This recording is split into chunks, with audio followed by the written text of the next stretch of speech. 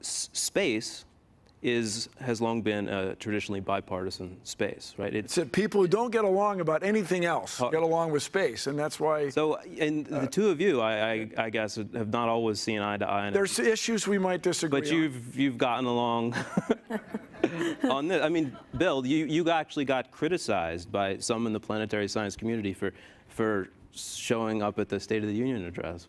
Look, people, it's bigger than I am.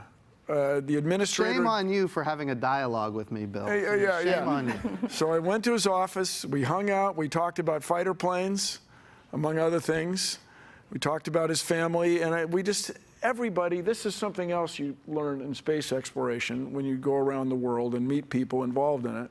People are more alike than they are different. I will tell you, I was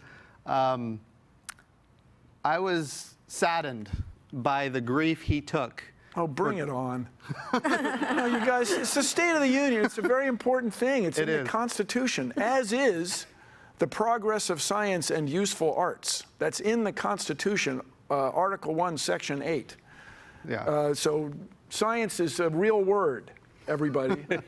But we all live under one sky. I apologize for inviting him to the State of the Union because he took a lot of heat for it. No, it's fine, and it's progress. This is where people, congressmen and senators that don't get along on anything else, get along when it comes to space exploration. And part of that is the distribution of NASA centers around the country. And everywhere you go, everywhere you go, no, really, everywhere you go, NASA is involved. NASA permeates our culture in virtually every zip code in the United States. But more than that, space brings out the best in us.